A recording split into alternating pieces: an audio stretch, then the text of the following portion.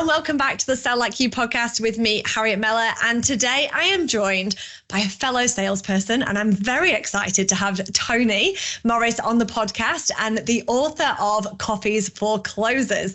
Welcome, Tony.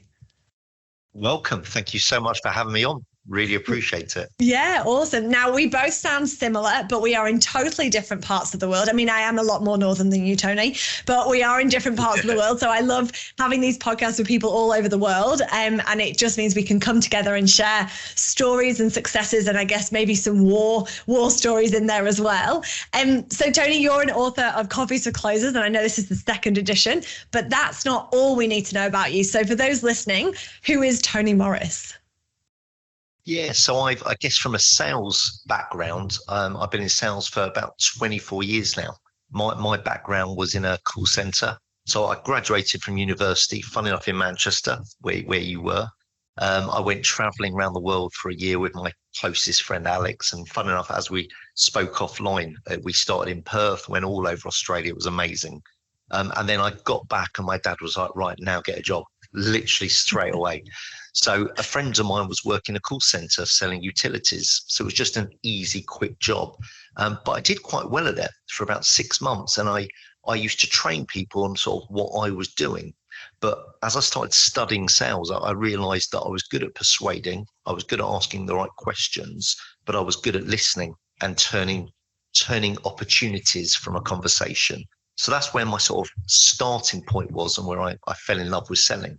I then sold software like you. I sold tech for about 6 years. And I thought, you know what, I can do this on my own. So I set up a training company in May 2006. And it's been amazing. I've now spoken in 31 countries, coached about 50,000 salespeople. And yeah, and as you said, I self-published my book in 2012. And then Wiley picked it up and published it again this last year in May, which has been really cool. Congratulations. Thank you. Yeah, it's incredible. And so when you self-published the book, what was the goal for getting that information out there? Because obviously self-publishing is such a big job. So obviously you were very determined to get it out there. What was the driving force behind that?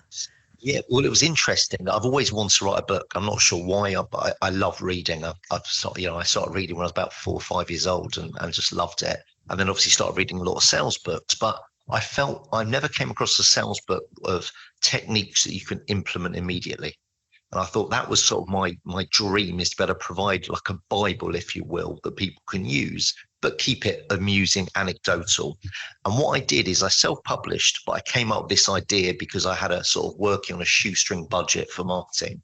And I found the local bookstore where I live in Bournemouth called W.H. Smith's, which is a big, you probably remember them, right? And I phoned W.H. Smith and said, look, I'm an author, and I'm the Elstree and Boreham Times, which is the local newspaper, is doing a whole story about me. And they want me to do a book signing, and I'd like to hold it in your store where I can get all my friends and my family. And they were like, amazing, let's do it. So we booked a date. Then I phoned the newspaper and said, I'm doing a book signing in W.H. Smith's. Do you want to come down? They were like, brilliant. So I managed to get them together, a bit crafty, but it worked.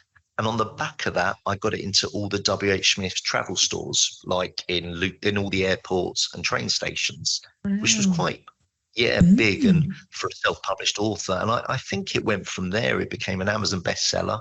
I sold quite a few thousand copies. And then Wiley somehow got their hands on it, got in touch with me. I was in America at the time, at a conference in Atlanta with Jeb Blunt, Sales Gravy. And I met Wiley there and they were like, we love it. Would you consider writing it again, do a revised edition? And that was it. That was from there, it grew. Incredible. And I think, something that I took, and again, because you share that story in the book and I have my copy here.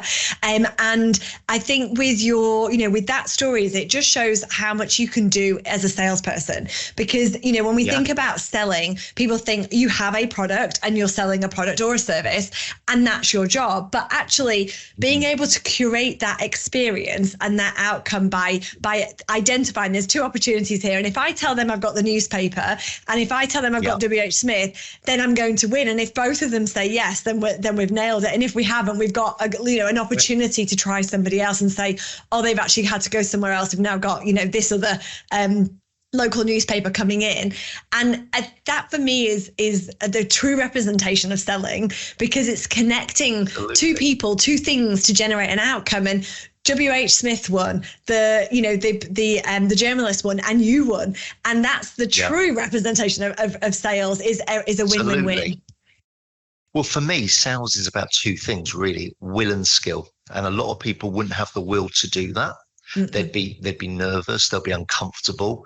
And they don't have the skill probably to do it the right way. And I think if you can master having the courage to do things, you'll know this, Harry, a lot of salespeople don't want to pick up the phone because they're a bit scared of rejection. They're scared, they don't know what to say. If the prospect says A, they don't know what the B response should be. But actually, I think you've got to get comfortable with being uncomfortable. And I think when you can put yourself there and actually put yourself out there, and overcome the nerves that you face and understand it's not rejection, it's feedback, and we're always learning from it. And then we can start to read books, watch webinars, and we can start to craft our sales ability. That's when success happens. Absolutely. And it's, again, you said there about the will and the skill. And there's so often, I think there's, a lot of sales managers listen to this and they hit their head against a brick wall going, well, I know they've got the capability to do it. They just aren't doing it. Or I know that they've got, the determination, but they're not yet crafting or defining that skill set. And I think, they're often the two sides of the coin that I think everybody faces. And so as a salesperson, listening to this, the goal, really with the podcast, and I know with the book, is to get things out there and really, really share that information. So if somebody's listening to this and they've got the skill and they're lacking that will and that courage, and they go, well, look, I just don't know how to go ahead and do that. What's your top tip for somebody tomorrow to pick up the phone? How do you suggest they go about that? Yeah, no, good question. I think it's changing the narrative, internal narrative. So people need to understand we're actually not selling. We are genuinely helping, and we are solving a problem. And Brian Tracy spoke about that people are, we know that people buy for two reasons, right? Gain and pain, avoiding pain or achieving gain, achieving goals, aspirations. But people are 2.5 times more motivated to take action if they can solve pain, problems, and issues. So if we remind ourselves that when we're phoning someone and we've chosen them, they're our target market, and we know we can help them because we've helped other companies like them. So we've got success stories, almost without saying arrogant, they're lucky we chose them because we've got proven success. So if I can articulate how I can help them, then I'm not selling. I'm presenting an opportunity of, I've helped people like you, and I just want to see, can I help you as well? And the purpose of this call is just to have a conversation to see where your challenges are and what hopefully I might better do to help you mitigate that risk or solve those problems. And I think people that are scared or worried about rejection, worried what they're going to say, is they're focusing on them, whereas the whole focus is about the prospects.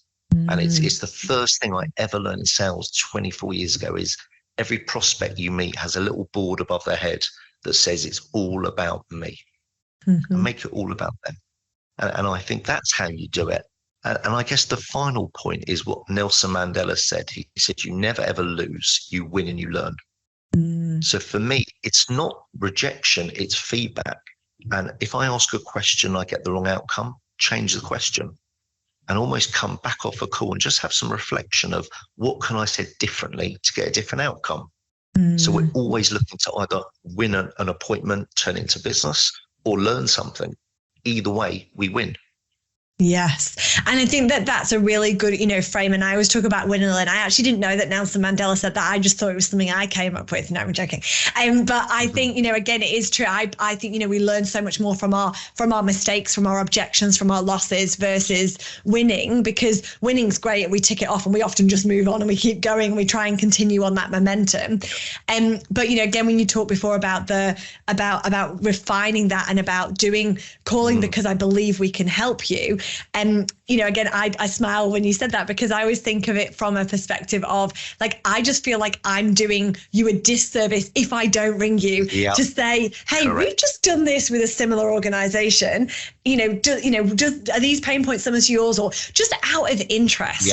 So again, you can reframe the way you ask the question, being more along the side of is this right? Am I along the right lines, or is this just an anomaly for this industry or this one company?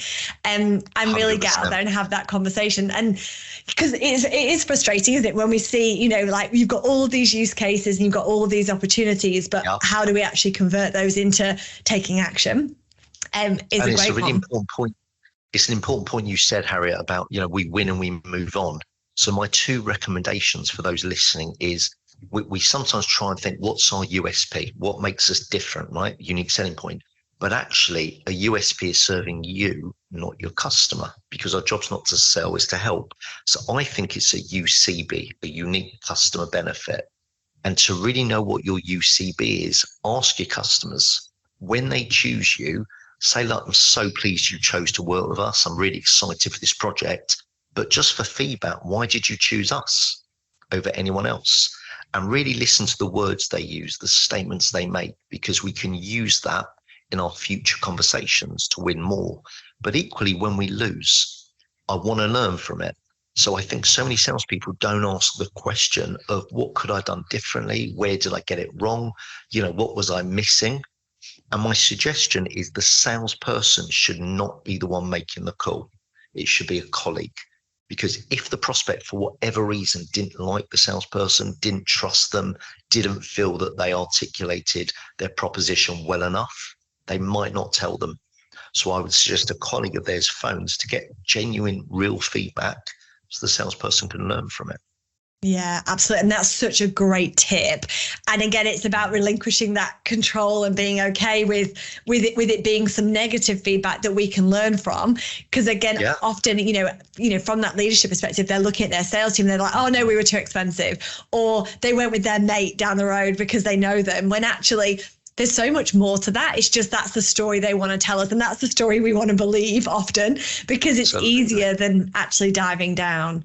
And so how does that tie in? Because in your book, you talk about smart calling versus cold calling. And again, love a cold call. So, in terms of that focus, where does that play a part versus what we're, I guess, used to in the norm of cold calling? Yeah. So I learned the smart calling from a guy called Art Subject. I read one of his first books I read was Smart Calling.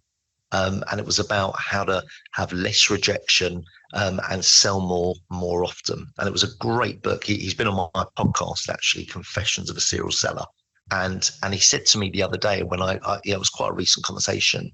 And he said to me, no one graduates from the school of selling. And this is a guy probably now in his 70s who's so successful. But what Art talks about in his book is, it's never a cold call, because you've chosen that company for a reason. They're your target market, because not everyone's going to buy our product or service, right? And then how you frame it is, don't actually talk about what you do, talk about what you've done successfully with people like them. And I think the key there is I think you called it your case study or your user case. I quite like success stories. And for salespeople listening, especially if they're quite new to the company they work, they need to build up all these different success stories for the different companies in that industry they've served. What was the problem they solved? And then if I can communicate that effectively, we win. So I think that's the difference. And so it's a smart call because it's a focused, targeted call. And we're creating an opportunity by talking about a previous success with people like them. And it's ultimately a reframe of the word, because you and I don't care whether it's a cold call, a warm call, a hot call, a smart call. We're going to make the call. And so I think, again, often it's a reframe. And I work with a law firm and they were like, you can't use the word sales. I was like, what am I going to say? Like, okay, all right, we're going to help. Again, you go through all these words. And ultimately, at the end, I just said, it doesn't really matter what I call it. it's still going to be, it's the connotation of that word of cold calling gives people chills, you know, and it gives, and I've seen people physically shake to pick up the phone, which, you know, I want to give them a big hug at that point because it's really not that bad. And again, it's just then about often reframing is that if we can actually, you know, if I call it a warm lead instead of a cold lead, they're like, oh, I'll ring them. If they're in a marketing qualified pile versus a lead keep in touch pile, I'll ring the marketing qualified pile. They're both the same. So again, I think, you know, the smart calling is about just reframing. And then again, I really, you know, fully support that outreach approach as well, of the success story, of the building it through and sharing what you've done rather than, you know, what you're doing or what you can achieve. And I think the reason people have this sort of fear, I guess, it's not just about rejection. I think they worry about how salespeople are perceived. And I think we have that negative connotation of they're pushy, they lie, they're aggressive, they're arrogant, all these negative connotations. Or actually, if you take it that you're a professional salesperson, that you're there to add value, to help in their life, then I actually take it really seriously. And I'm there as a consultant to add as much value as I can. So I think it's a reframe in your mind of what is it we're actually doing. And I think the second we think we're selling, I call it commission breath. No one likes commission breath. So as long as we can really get across that we are there actually adding value. So one of my things I do is I make live sales call on stage. So when I'm speaking at a conference and people look at me like, you're insane, how can you do that? But I go back to the point of, I believe I can help these people. So for me, there's no real fear, because the worst that's going to happen is they'll be like, I don't think you're the right fit, or I don't want to take your call. And that's it. They're the two worst outcomes. And they're really not that bad. So I think people just honestly need to get comfortable and know it's not about them. It's all about the prospect that we're there to help. And I think once they can get that in their mind, as you said, it doesn't matter if it's whatever you call it, warm call, prospect call, whatever, you're creating an opportunity for the company you're phoning. Yes, great tips. And when we look at, you know, successful salespeople, so this is, you know, we've covered on some of those things that people maybe could improve on. But when we take that, you know, that top 1% of salespeople, what are they doing, in your opinion, really well? Where are they focusing? Yeah, it's a really good question. I get asked this a lot. What are sort of the top traits, right? And I think it comes down to 3 in particular. And the first one is they don't listen to respond, they listen to learn. Their listening ability is exceptional, and they have what I would call an opportunity antenna, because there are so many opportunities available, but most salespeople do not have their antenna turned on. So they just miss all these amazing opportunities where we can help and serve our clients. So that's the first thing. Their listening is another level. I think the second thing is they have the most amazing ability to ask great questions, because if you ask the wrong question, you can't expect the right outcome. So these are tried and tested questions that we know from experience we get better responses, and therefore we're having a much better conversation. And I think the final point actually is they just do the basics brilliantly. They call when they say they're going to call, they email when they say, they exceed expectations, and they do what they say they're going to do consistently, professionally, and they take their job really seriously, like a doctor would. But they are a professional, and I think once you reframe and position it in your mind that we genuinely are there to solve problems and help people, then they have the success. But equally, from the skill perspective, you've got to ask great questions and you've got to listen more than you speak. And once you can nail that, you're having great success. Yeah, incredible. And, you know, you mentioned there about the questions, and, you know, obviously listening is extremely important. I just want to hone in on questions for a second there, because you talked about asking these great questions to get the great responses. And the thing with questions is that we get to have a bit of fun with questions, don't we? Because we can throw in whatever we want because we're the ones asking the questions. But what do you think makes a good question? Like, I don't know do you have an answer for this, but, you know, what do you think makes a good question? A good question is where you get the outcome you want. So I'll give you a couple of examples. I work with a lot of real estate companies, and one thing real estate want is an additional revenue stream, like mortgage appointments. So what often happens is the negotiator, in real estate will say, you're looking to buy this property for £500,000 sterling. How are you financing it? And the buyer will say, oh, I'm getting a mortgage. Fantastic. And what conversations have you had? I've spoken to my bank. And they say, would you like to speak to our broker? And most buyers go, it's okay, thank you, I've got that covered. And they come away and go, Tony, everyone's got it covered, there's no opportunities. And I said, you're asking the wrong question. So what I then recommend is say, so tell me, what conversations have you had? They said, I've spoken to my bank, Barclays. You say, brilliant. And can I just ask you, who have you compared Barclays against? When they say they haven't, say, look, you need to speak to my broker. Access to 98 lenders. One of them is Barclays. They will get you a better option. So the key is we change the question, and then the technique I've just used is called don't ask, tell. I don't say, would you like to? I say, you need to speak to our broker. Let me organize that for you. So that's just one example in that space. If I look at me as a sales training company, I often say to a sales director or an MD, what's your goal? What are you looking to achieve? And they'll say, naturally, I want more sales.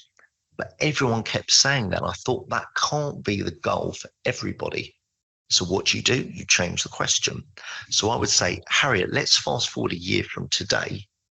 How do you know my training's been successful? And I got totally different answers. Increased conversion rate, we've improved morale, we've reduced the cost per lead, we've reduced cost per acquisition. All these different objectives came out, which is the real objective. And all I changed was the question. And then I listened really effectively. And it's such a great example because you're showing, the same opportunity, same prospect, same client with, you're trying to achieve the same outcome. And so for somebody listening and they're thinking, that sounds great, but how do I know how to turn that around? Do you have any tips for doing that? Yeah. So we design questions to obviously get certain outcomes, right? Certain responses. The first thing you need to know is what do you actually want from that prospect? So I would create like a qualification list or a discovery list of what are the key things you want. And then as a sales team, brainstorm from their experience and yours, what are the best questions that people have ever asked to get those that feedback or those responses. And I'll give you an example. So depending on what you're selling, there often is multiple stakeholders, right? And a salesperson will say, Harry, are you the right person I need to be speaking with? Or do you have sign off? And the person will go, yeah, I am. And yes, I do. But it's the wrong question. So the right question is, aside from you, Harriet, who else will be involved in this process? And they'll go, me, Tom, Dick, and Harry. You say, look, we all need to meet because you're going to have totally different questions. And I need to answer those. So together you can make an informed decision. Looking at my diary. So once a salesperson has used that and they know they often get a better response, they've got to record it. And I call this my sales Bible. I have a Bible that anytime I use a question that works or I make a statement that gets the right outcome, I record it so I can then use that in future conversations. Yeah. And this comes back to the professionalism that you talked about before of salespeople. And I think, because my experience of coming into sales was not necessarily that I loved the idea of being in sales early on. I probably would have said over my dead body. And fast forward, if you said to me in, X number of years, you're going to be doing this, and guess what, you're going to be teaching it and talking about how much you love sales, I would have been like, I think you're on drugs. But here we are today. And I think, again, it was seen, especially, for me growing up, it was seen as that, lower socioeconomic role. It was something that someone did if they didn't have many qualifications. And again, it's depending on how you're brought up and who are the salespeople you come into contact with. They were the real estate agents, the way you buy a car, when you go into a retail store.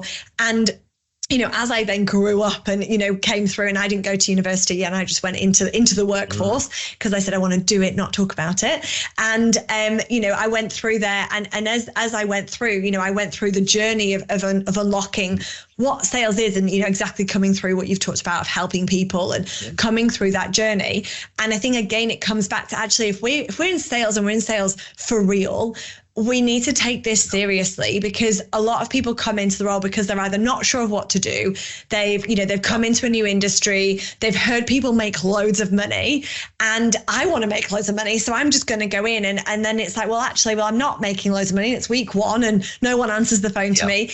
And actually we have to build that craft. We have to read the books and listen to the podcast and do the learning, because that's where it all comes from.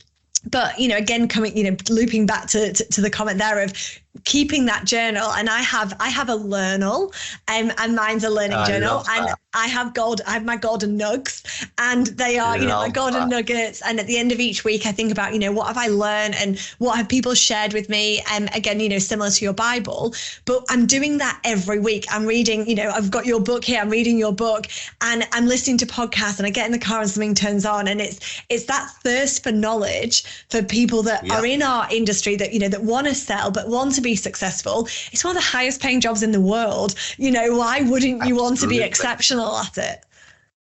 So there's a couple of points. I love Learnal, by the way. Forget my sales Bible. I've written that down. I will be using Learnal from now. I'm going to have that, Harriet. Thank you.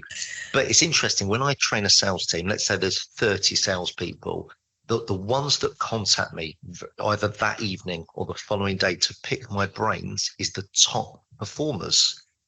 And you'd think it'd be the other way around, right? Yeah. But it's the top performers saying, Tony, I love that training. What book would you recommend? And obviously, Coffees for Closes is the first recommendation, obviously. But they'll say, can you tell me a podcast I should be listening to? Or what do you say when a prospect says this? And these are people that are earning really good money, but they just want to get better. And they see themselves as work in progress. Mm-hmm. And it does go back to, we are professionals, like doctors, they study, and so should we. And I think that's the whole point. Someone said to me once, if you can't invest in yourself, then why should customers invest in you? Oh. And I think it's really true. It's really true. And I saw a thing last week about Usain Bolt, and Bolt said, I practiced for years how to run in 9 seconds. Yeah. That's amazing, right? But that's what it's down to. That's what it's down to. You've got to invest in yourself. Yes, absolutely. And I saw the same thing. And I think he said it took him 4 years to run that under a certain amount of time. And he said, don't expect things to happen overnight, for you. And I think it's, again, fully agree with all of that, because it is a profession. It is a skill set. It's something we have to build upon. And, again, coming back to what you said before, is that we're in sales, we're always learning. A day does not go by that I don't hear or see, or, something changes and I'm like, everyone needs to know about this. This is going to, change the way they look at it or think about it. And I think, that's what you get from connecting with others and building with others, because we're always selling, but essentially, like you said, selling is helping people and delivering service. So I think it's great. And I absolutely love what you've put out there. And I know we'll have to wrap up there because we are on a time limit today, aren't we, Tony? But for those people that want to find you, I'm going to pop a link in the show notes to your book, Coffees for Closes. I have my own copy here and can definitely attest to it being a great read. And I think coming back to the bit you said before of the 1%ers of doing the basics and doing them well is certainly there. And I think this book, regardless of where you're at in sales, gives you just that. So thank you so much. Thank you so much for being here. Absolute pleasure. And Harry, as a gift for your listeners, I built a university. So I have 26 courses, about 400 videos. So for your listeners, if they want to send me an email, I'll give them access to one of my courses called The Art of Rapport. So it's a series of 17 videos that I'll be delighted as a gift to give your listeners if they so wish. Incredible. I'll make sure to pop your email on there as well. And I guess we're going to see all of the top performers emailing you because they're the ones that want to learn. So hopefully we get some that are not quite there yet and still want to learn. But thank you for sharing your wisdom, Tony. And I'm sure we'll get to have a conversation again. But thank you for having me. It's been great. It's been really nice chatting to you. Yeah, you too.